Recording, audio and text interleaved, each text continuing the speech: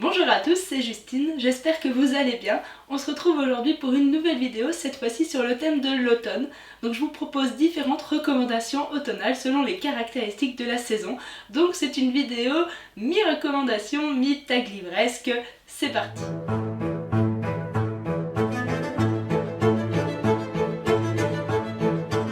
Donc une des premières particularités de l'automne, c'est évidemment sa palette de couleurs qui devient distincte, particulière, avec ses ocres, ses jaunes, ses rouges flamboyants. Donc pour cette entrée, eh bien, je vous présente un roman aux couleurs de l'automne, et plus précisément plutôt une saga aux couleurs de l'automne. Le Lys de feu de Jacqueline Benson, publié aux éditions Rivka. Pour celles et ceux qui ne connaissent pas, donc le Lys de feu en fait raconte l'histoire de Lily Albright, qui est une jeune femme très indépendante, qui vit à Londres dans les années 1930. C'est la fille naturelle d'un noble et d'une actrice. Et elle a surtout une autre particularité, c'est qu'elle peut prédire l'avenir. Sauf que son pouvoir en fait est très instable, elle ne sait pas trop l'utiliser. Et en plus son pouvoir a tendance à lui montrer des gens qui vont bientôt mourir. Et donc en fait elle a essayé plusieurs fois de sauver les personnes qu'elle voyait dans ses prédictions, mais ça ne marchait jamais. Donc elle a un petit peu abandonné, jusqu'au jour où en fait elle va voir dans un de ses rêves prémonitoires que c'est sa meilleure amie qui va se faire assassiner. Donc elle se lance dans une course contre la montre pour essayer de sauver son amie et de découvrir qui est l'assassin qui la menace. Sur son chemin, elle va rencontrer Lord Strangeboard et découvrir également qu'elle n'est pas la seule personne sur Terre à avoir des pouvoirs surnaturels. Et donc c'est une saga en 4 tomes dont le 4e est sorti là tout juste récemment. J'avais eu un véritable coup de cœur pour le premier tome en fait, qui a une ambiance très Dark Academia, donc absolument parfaite pour la saison. Le point positif de ce livre, c'est également le style très visuel de l'autrice. Et donc en fait, il y a certaines scènes qui me sont restées en mémoire tellement c'est visuel. Par exemple, la première scène, je m'en souviens très bien, c'est Lily Albright qui fonce à travers champs montée sur sa moto Triumph. Donc voilà, il y a certaines scènes comme ça, très frappantes. Donc je vous conseille surtout ce roman pour l'ambiance, la plume, parfaite pour la saison, je vous le garantis. Qui dit automne dit température qui chute, ciel qui se dégrade et humeur qui s'assombrit. Et donc pour cette entrée, eh bien, je vous présente le dernier livre qui m'a fait pleurer. Il s'agit de L'hiver du monde de Ken Follett.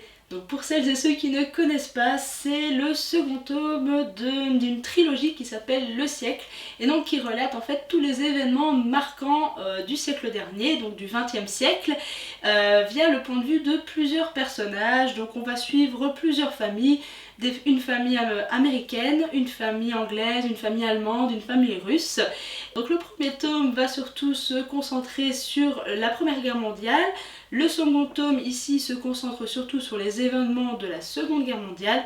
Et le troisième tome se concentre surtout sur la guerre froide. Et donc à travers ce contexte, on va suivre surtout des histoires de famille, des histoires de cœur avec des romances impossibles, évidemment comme dans tous les livres de Ken Follett. Donc bien sûr, vu le contexte, il y a des personnages qui vont mourir, et même si c'était une relecture pour moi et que je savais ce qui allait arriver, j'ai quand même versé ma petite larme parce qu'en fait c'est le point fort de Ken Follett, c'est ces personnages hyper attachants. Et donc si vous avez envie de pleurer toutes les larmes de votre cœur et vous dire mais est-ce qu'ils vont être enfin ensemble, je vous conseille vraiment cette lecture.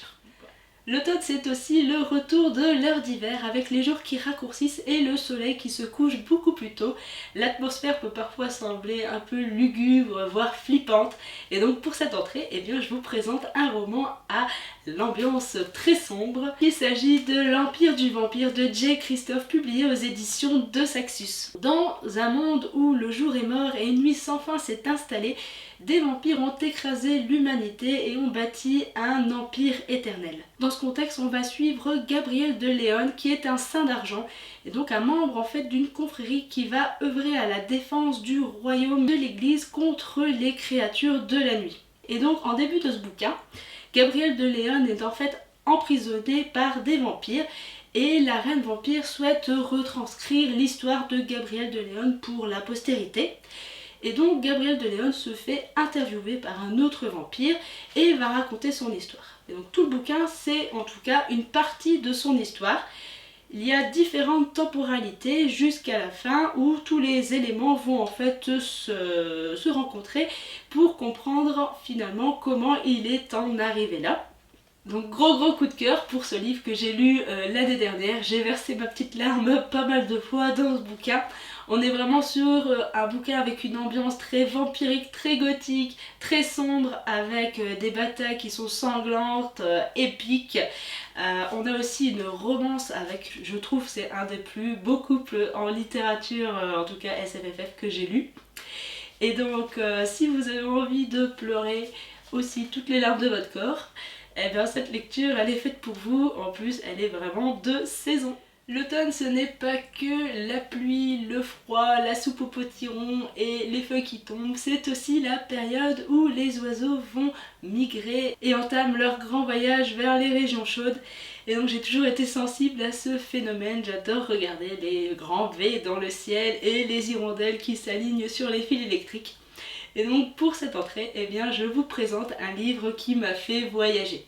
Et il s'agit de Emblème, le cercle des géographes dynastiels, paru aux éditions Naos. Emblème raconte l'histoire de Ereb d'Aiguemort, qui est un jeune homme qui traîne en fait une sale réputation. On dit de lui que c'est un excentrique, que c'est un zoophile, que c'est même un nécrophile. Tout ça parce qu'en fait il ne sort pas de chez lui. Mais en fait il ne sort pas de chez lui parce que durant son enfance il a été victime d'une attaque d'une créature monstrueuse alors qu'il vivait sur le continent d'Exotica. Et autour de lui plusieurs personnes sont mortes de manière très sanglante. Et du coup, il a en fait des troubles anxieux sévères et qui l'empêchent de sortir de chez lui. Il est mal dans sa peau, il fait des cauchemars toutes les nuits. Et donc bref, il reste chez lui, il ne sort pas. Jusqu'au jour où une jeune femme nommée Cécilie, donc une jeune femme très déterminée, va le demander en mariage via une négociante nuptiale. Parce qu'en fait, Cécilie a besoin de se marier à un noble pour entrer dans le très prisé cercle des géographes et ainsi aussi partir vers la Scientifica qui est un archipel qui est très avancé technologiquement et surtout où les femmes sont l'égale de l'homme. Et donc gros coup de cœur pour ce livre, j'ai tout aimé, j'ai aimé l'ambiance Green Academia, j'ai aimé l'intrigue, j'ai aimé les personnages, j'ai aimé la plume, j'ai aimé les aventures, j'ai aimé l'aventure parce que c'est vraiment un livre d'exploration. Donc je vous ferai un update lecture beaucoup plus détaillé à la fin du mois parce que je crois que ce livre mérite vraiment d'être mis en avant parce que c'est vraiment de la très bonne, très excellente même fantasy francophone. Donc je vous le recommande à 1000%, lecture parfaite pour la saison. Heureusement l'automne ce n'est pas que la pluie, c'est aussi l'ouverture de la saison des chocolats chauds et des cookies à manger sans modération. Et donc pour cette entrée je vous présente un livre que j'ai dévoré récemment. Donc il s'agit des Terres closes de Robert Jackson Bennett, publié aux éditions Albin Michel Imaginaire.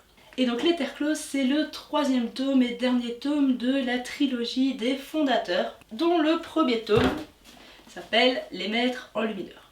Intrigue assez complexe au départ parce qu'on est dans une ville qui s'appelle Tevan.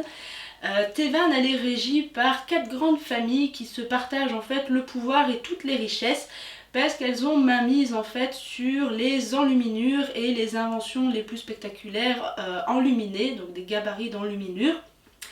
Une enluminure c'est quoi? C'est en fait un sceau, une injonction qui est inscrite sur un objet et qui permet d'altérer la réalité. Et donc par exemple, une enluminure sur un objet peut obliger l'objet à bouger, à voler, etc. Dans ce contexte, on va suivre en fait Sansia, qui est une jeune femme qui vit, elle, dans les communes, qui sont les quartiers pauvres de Tevan.